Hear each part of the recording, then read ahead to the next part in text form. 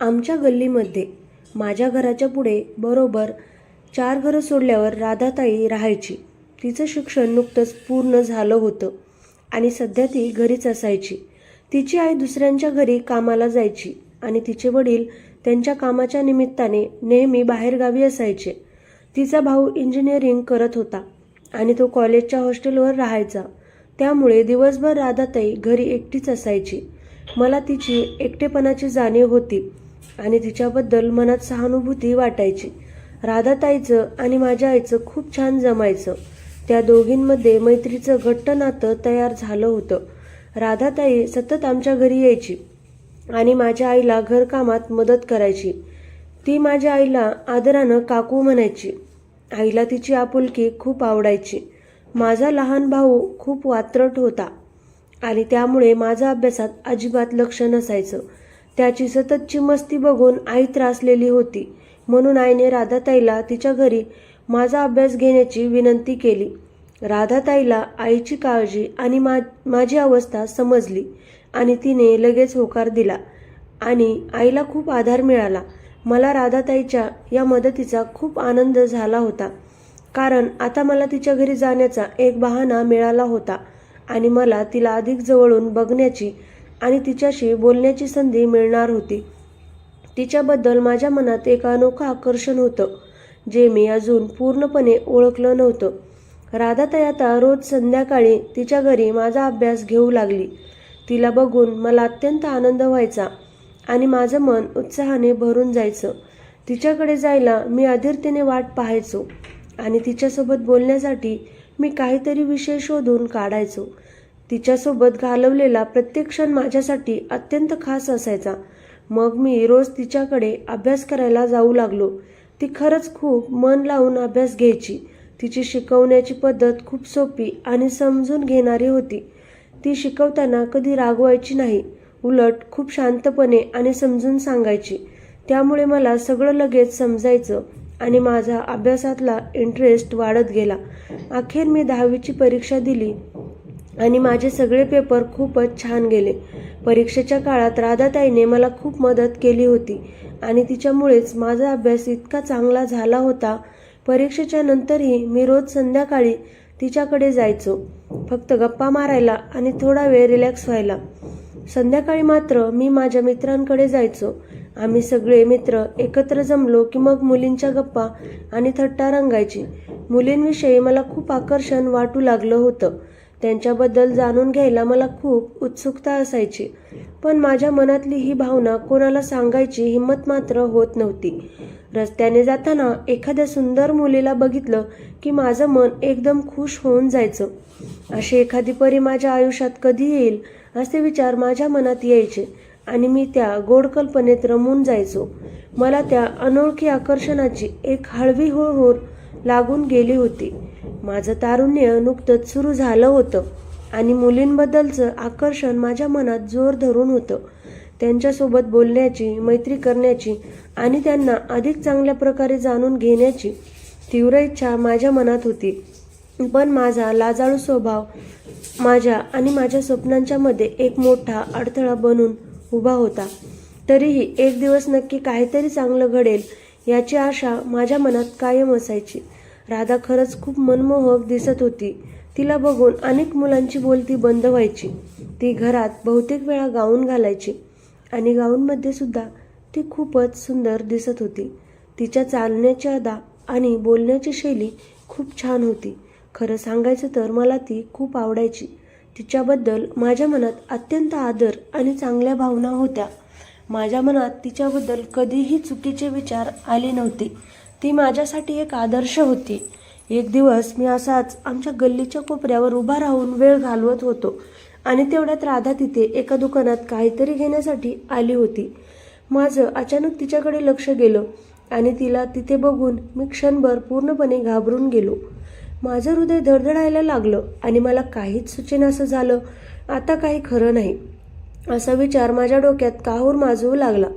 तिला मी कोपऱ्यावर उभा राहून टवाळकी करताना पाहिलं असेल का या विचाराने मी अस्वस्थ झालो. मी धडधडत्या छातीने राधाताईजवळ गेलो, पण तिने माझ्याकडे रागाने पाहिलं आणि काहीही न बोलता तिथून निघून गेली. तिच्या त्या तिरस्कारपूर्ण नजरेने माझं मन खिन्न झालं. तरीही मी थोडासा धीर एकवटून तिच्या मागे गेलो आणि मग ती थेट माझ्याच घरात घुसली. गोट्या कपाळात जाणे म्हणजे काय याचा खरा अर्थ मला तेव्हा समजला. काय होणार या भीतीने मी थरथरत होतो. तसाच घाबरलेल्या मनाने मीही घरात घुसलो. तिने माझ्या आईजवळ तिचं सामान आणि राहिलेले पैसे दिले आणि लगेच तिथून जाऊ लागली. मी तिला घराबाहेर जाऊ दिलं आणि मग तिच्या मागे धावलो. तिच्याशी बोलण्यासाठी आणि तिची माफी मागण्यासाठी मी तिला थांबवू लागलो, पण ती मला साधी नजर टाकायलाही तयार नव्हती. तिच्या त्या तिरस्कारामुळे मी पूर्णपणे हिरमुसला झालो आणि तिथून निराश होऊन निघालो. माझं कशातच लक्ष लागत नव्हतं. मनात अपराधीपणाची भावना घर करून राहिली होती. मी पूर्णपणे उदास झालो होतो. संध्याकाळी मी परत माझ्या मित्रांकडे गेलो, पण तिथेही माझं मन शांत नव्हतं. त्या अपमानास्पद घटनेचा विचार माझ्या डोक्यात सतत घोळत होता. रम्याने माझ्या चेहऱ्यावरची उदासी बघितली आणि मला विचारले, काय झालं रे तुला? मी त्याला घडलेली सर्व परिस्थिती सांगितली. राधाताईच्या रागाबद्दल आणि माझं बोलणं ऐकून तो निर्धास्तपणे म्हणाला, अरे सोड रे, उगाच तिच्याबद्दल विचार करू नकोस. ती तरी कुठे साजूक आहे, तुला माहिती नाही का? तिचं सुरेश दादासोबत अफेअर आहे. काय? मी जवळजवळ किंचाळलोच. मला त्याच्या बोलण्यावर विश्वास बसत नव्हता. राधाताईबद्दल असं काही ऐकून माझा राग अनावर झाला होता. तो म्हणाला, खरेच बोलतोय मी. तुला खात्री नसेल तर संजयला विचार. संजयने पण होकारार्थी मान डोलावली. मला अत्यंत राग आला होता. राधाताईबद्दल कुणी असं काही बोललेलं मला बिलकुल आवडलं नव्हतं. माझ्या मनात तिच्याबद्दल आदर होता आणि तिच्या चारित्र्यावर कुणी शिंतोडे उडवलेले मला सहन होत नव्हते. मी तिथून लगेच रागाने घरी आलो. त्यानंतर राधाताई रोज आमच्या घरी यायची, पण ती माझ्याशी एक शब्दही बोलत नव्हती. मला तिच्यासोबत बोलून गैरसमज दूर करायचा होता, पण तिची नाराजी बघून माझी हिंमत होत नव्हती. अखेर तो दिवस उजाडला ज्याची मी आदिर्तेने वाट पाहत होतो. आज माझ्या 10वीच्या परीक्षेचा निकाल होता. मी कॉलेजमध्ये गेलो, निकाल पाहिला आणि मला खूप आनंद झाला. मला तब्बल 90% गुण मिळाले होते. घरी येताना वाटेत थांबून पेढे घेतले आणि आनंदाच्या भरात घराकडे निघालो. रस्त्यात माझा एक मित्र भेटला. मी त्याच्याजवळ थोडा वेळ थांबलो. थोडा वेळ त्याच्याबरोबर गप्पा मारत टाइमपास केला. मित्रासोबत बोलून झाल्यावर मी आनंदी मनाने घरी आलो. घरात आई माझी आतुरतेने वाट पाहत होती. तिला निकाल सांगितल्यावर ती खूप खुश झाली आणि तिने मला भरभरून आशीर्वाद दिले. घरात उत्सवाचं वातावरण तयार झालं होतं, पण राधाताईचा विचार डोकावत होता. तिला माझ्या निकालाबद्दल कळल्यावर काय वाटेल? ती मला अभिनंदन करेल का? तिच्यासोबत पुन्हा पाहिल्यासारखं बोलणं कधी सुरू होईल? या विचारांनी माझं मन थोडं अस्वस्थ झालं होतं. तरीही चांगल्या निकालाच्या आनंदात मी त्या विचारांना दूर सारण्याचा प्रयत्न करत होतो. तेवढ्यात आई म्हणाली, जा पहिलं जाऊन राधाताईला पेढे देऊन ये. आईचं ते बोलणं ऐकून मी गप्प झालो आणि तिथेच अस्वस्थपणे घुटमळत राहिलो. आईने मला आग्रहाने विचारले, अरे जा ना, उशीर काय करतोय? मी म्हणालो, आई ती माझ्यावर चिडली आहे, ती माझ्याशी बोलत नाहीये. आई पटकन म्हणाली, अरे जा, काही नाही होत. मला खात्री आहे तूच काहीतरी वात्रटपणा केला असशील. आईने मला समजावत म्हटलं, ती मोठी आहे ना तुझ्यापेक्षा आणि तिनेच तर तुझा अभ्यास घेतला. जा तिला पेढे दे आणि तिची माफी पण माग. मला माहीत आहे तिचा स्वभाव, ती कधी कुणावर जास्त वेळ चिडत नाही. आईच्या त्या विश्वासाच्या शब्दांनी माझ्या मनात थोडी हिंमत आली. खरं तर माझ्या वागण्यातच काहीतरी चूक झाली असणार, म्हणूनच ती माझ्यावर नाराज आहे. तिच्या मोठेपणाचा आणि प्रेमळ स्वभावाचा विचार करून माझं मन थोडं शांत झालं. आता तिला भेटून माफी मागण्याची आणि पुन्हा पहिल्यासारखं बोलण्याची आशा माझ्या मनात निर्माण झाली. मी तिच्या घराच्या दिशेने निघालो. मी लगेच तिच्या घरी गेलो. दरवाजा बंद होता, म्हणून मी थोडासा लोटला तर तो उघडला. मला थोडं आश्चर्य वाटलं, पण तरीही मी धैर्य एकवटून आत गेलो. राधाताई पलंगावर आडवी होऊन कसले तरी पुस्तक वाचत होती. तिला अशा अवस्थेत बघून मी थोडा संकोचलो. मी हळूच तिला हाक मारली आणि विनम्रपणे म्हणालो, राधाताई मला 90% पडले. माझे ते शब्द ऐकताच तिने पटकन ते पुस्तक उशीखाली ठेवले आणि माझ्याकडे पाहत उठून बसली आणि मग तिने मला घट्ट मिठी मारली. तिच्या त्या अचानक आणि प्रेमळ प्रतिक्रियेने मी अवाक झालो. ती म्हणाली, ग्रेट, मला माहीत होतं की तुला खूप चांगले मार्क्स मिळणार. तिच्या त्या आनंद भरल्या शब्दांनी माझं मन भरून आलं. असं म्हणून तिने माझी पप्पी घेतली. मी तिची कृती बघून दंगत झालो. मग ती हसून म्हणाली, आधी पेढे दे. मी लगेच तिच्यासमोर पेढ्याचा डब्बा धरला. तिने त्यातून एक पेढा काढला आणि मला प्रेमाने भरविला. त्या गोड क्षणी आम्ही दोघेही सर्व गैरसमज विसरून गेलो होतो. पेढा खाल्ल्यावर तिने मला जवळ बसवलं आणि माझ्या निकालाबद्दल खूप आनंद व्यक्त केला. तिच्या डोळ्यात माझ्यासाठी अत्यंत प्रेम आणि स्वाभिमान दिसत होता.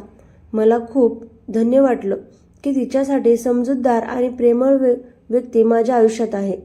त्या दिवसापासून आमचं नातं पुन्हा पहिल्यासारखं झालं, किंबहुना अधिक घट्ट झालं. पेढा खाताना मी तिला हक्काने म्हणालो, अगं तू पण खा ना. माझ्या त्या आग्रहपूर्ण बोलण्यावर ती हसून म्हणाली, मी तुला पेढा भरवला, आता तू मला भरव. आणि मी तिला हळुवारपणे पेढा भरवला. पेढा खात खात ती म्हणाली, बंटी, मला आज खूप आनंद झालाय. तू अगदी माझ्या अपेक्षेप्रमाणे मार्क्स मिळवलास. सांग, तुला काय गिफ्ट हवंय? मी तिला म्हणालो, काही पण, तुला आवडेल ते दे. तिचा आनंदी मूड बघून मी पटकन तिला म्हणालो, राधाताई सॉरी, मी त्या दिवशी चुकलो. मी परत नाही असं करणार. माझ्या त्या मनपूर्वक माफीने तिचं मन हलकं झालं. तिने परत मला जवळ ओढलं आणि माझ्या गालाची पप्पी घेत म्हणाली, मला माहीत आहे तू असा नाहीस, पण कुठल्याही मित्रांच्या नादाने तू काही चुकीचं करावं असं मला नाही वाटत. तिच्या त्या समजूतदार बोलण्याने माझं मन शांत झालं. मी अजून तिच्या मिठीत होतो. तिच्या आपुलकीच्या स्पर्शाने माझं मन अत्यंत खुश झालं होतं. मला असं वाटत होतं की जणू काही मला माझ्या मैत्रिणीचा सहवास मिळाला आहे. त्या क्षणी भूतकाळातील सर्व गैरसमज आणि नाराजी पूर्णपणे दूर झाली होती. तिच्या मिठीत असताना मला तिच्याबद्दलचा आदर आणखी वाढला. तिची समजूतदार वृत्ती आणि प्रेमळ स्वभाव खरंच खूप महान होता. मला तिच्याकडून खूप काही शिकायला मिळालं होतं आणि यापुढेही मिळत राहणार होतं. त्या क्षणी आमच्या दोघांच्या नात्यात एक नवीन आणि घट्ट बंध तयार झाला होता, जो प्रेम, आदर आणि विश्वासावर आधारलेला होता. तिचा तो स्पर्श मला मोहित करून टाकत होता. तिच्या जवळच्या सहवासात मला एक अनोखी शांतता आणि सुरक्षितता जाणवत होती. मीही तिला बिलगलो. माझ्या मिठीत असताना ती हसून म्हणाली, बंटी, अरे असे छेडून मुली पटत नसतात. तिच्या त्या समजूतदार बोलण्याने मला थोडं ओशाळल्यासारखं वाटलं. मी तिला विनम्रपणे म्हणालो, माझा तसा हेतू नव्हता. ती परत हसली आणि म्हणाली, अरे तुझ्या वयात मुलांना मुलींबद्दल आकर्षण निर्माण होणं हे काही नवीन नाही. मुली पटवण्याचे अनेक चांगले मार्ग आहेत आणि मी तुला शिकवेल मुलींना कसं पटवायचं ते. तिच्या त्या मित्रत्वाच्या आणि मार्गदर्शनाच्या शब्दांनी माझं मन हलकं झालं. राधाताईने मला कुतूहलाने विचारले, तुला कशा मुली आवडतात? मी तिला माझ्या मनातली अपेक्षा सांगितली. स्वभावाने छान आणि दिसायला सुंदर. तिने थोडा विचार केला आणि मिश्किलपणे म्हणाली, सुंदर म्हणजे कोणासारखी? मी लाजून म्हणालो, अगं तुझ्यासारखी. खूप सुंदर नसेल तरी चालेल. माझं ते लाजाळू उत्तर ऐकून तिने परत मला मिठी मारली आणि प्रेमळपणे विचारले, मी एवढी सुंदर आहे का? मी विश्वासाने म्हणालो, हो, यात प्रश्नच नाही. ती कुतूहलाने म्हणाली, तू माझ्यात काय पाहिलं की तुला मी सुंदर दिसते? तिच्या त्या प्रश्नाने मला क्षणभर काय उत्तर द्यावं हे सुचेनासं झालं. मी तिच्या प्रश्नाला उत्तर देत लाजून म्हणालो, तुझा गोरा रंग. त्यावर ती मिश्किलपणे म्हणाली, बस, फक्त गोऱ्या रंगामुळे मी तुला सुंदर दिसते? तिच्या त्या खोचक बोलण्याने मला आणखी ओशाळल्यासारखं झालं. मी तिला म्हणालो, नाही ग, तुझे लांबसडक काळेभोर रेशमेसारखे केस, तुझे टपोरे डोळे, तुझे गाल, तुझे ओठ. माझ्या त्या मनमोकळ्या स्तुतीने ती अधिक लाडात आली आणि मला म्हणाली, सांग ना, आणखी काय आवडतं? मी तिच्या डोळ्यात बघून हळूच म्हणालो, तुझा गोड गळा. ती उत्सुकतेने थोडी समोर सरकून म्हणाली, पुढे बोल ना. पण मला संकोच वाटल्यामुळे माझे शब्द गिळले आणि मी फक्त एवढंच म्हणालो, राधाताई, तू खूपच सुंदर आहेस. माझ्या त्या सरळ आणि प्रामाणिक कबुलीने तिने परत माझ्या गालाची किस घेतली. तिच्या त्या अचानक प्रेम स्पर्शाने मी क्षणभर घाबरलो आणि तिला धडधडत्या छातीने विचारलं, राधाताई, मी पण तुझी पप्पी घेऊ का? माझा तो अनपेक्षित प्रश्न ऐकून तिने काहीच म्हटलं नाही, फक्त आपले डोळे मिटून घेतले. तिची ती मूक संमती बघून मी धीर एकवटला आणि मी तिच्या ओठांवर माझे ओठ ठेवले. ती काहीच म्हणाली नाही आणि आता मात्र माझा बाण तुटू लागला. मी तिला मिठीत आवळले आणि तिच्यावर प्रेम करत किस करू लागलो. ती पण मला उत्स्फूर्तपणे प्रतिसाद देत होती. थोडा वेळ एकमेकांकडे बघत होतो. मी पुढाकार घेतला आणि तिचा हात हातात घेऊन तिला माझ्याकडे ओढले आणि पहिले ती थोडी लाजत होती, नंतर मला साथ देत होती.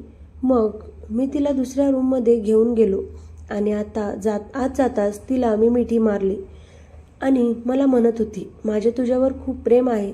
मी पण तिला म्हणालो, मला पण तू खूप आवडतेस, आय लव्ह यू. तर ती पण आय लव्ह यू टू म्हणायला लागली. आता मी तिच्यावर तुटून पडलो आणि मी प्रत्येक क्षणाचा प्रेमाने आनंद घेऊ लागलो. मी तुला तुझा अभ्यास करून घेत होते तेव्हापासून मला आवडतोस आणि तुझ्या आठवणीत मी बऱ्याच रात्री जागून काढल्या आहेत. तर मी म्हणालो, खरंच तू जर मला म्हणाली असतीस तर मी तुला नकार दिला नसता. माहीत होतं रे मला, पण तुला पण मी आवडते ते, पण त्याचा परिणाम तुझ्या अभ्यासावर झाला असता म्हणून एवढी कळ सोसली आहे मी. मी म्हणालो, खरंच तू खूप छान आहेस ग. आणि बोलत बोलत मी चाळे करत होतो. मग माझा छोटा बंटी त्याच्या कामाला लागला आणि आम्ही दोघेही त्या प्रेमसागरात बुडून गेलो होतो. आम्ही दोघेही त्या क्षणाचा मनसोक्त आनंद घेत होतो आणि एका नव्या आणि रोमांचक अनुभवाच्या दिशेने प्रवास करत होतो. वेग जसा जसा वाढत होता तसा तसा श्वास अधिक जलद होत होता आणि अखेर अंतिम टोकावर येऊन पोहोचलो आणि तिच्या चेहऱ्यावर तृप्तीचे भाव स्पष्टपणे जाणवत होते. ती प्रत्येक क्षणाचा मनसोक्त आनंद घेत होती आणि दोघांमध्ये ही एक प्रकारची स्थिरता आली होती. बघता बघता आम्ही दोघेही आता एका परमोच्च बिंदूवर पोहोचलो आणि एका मोठ्या श्वासानंतर शांत झालो आणि नंतर मी माझ्या घरी गेलो. आता आम्ही नेहमी वेळ भेटेल तेव्हा मजे करत होतो. पुन्हा मी तिच्याकडेच क्लास लावले आणि गप्पा आणि मज्जे करत क्लास करू लागलो. तर मित्रांनो, कथा कशी वाटली कमेंट करा. व्हिडिओ आवडला असेल तर लाईक करा. चॅनलवर नवीन असाल तर चॅनलला सबस्क्राईब करा. चला तर मग पुन्हा भेटूयात अशाच नवीन व्हिडिओमध्ये. धन्यवाद.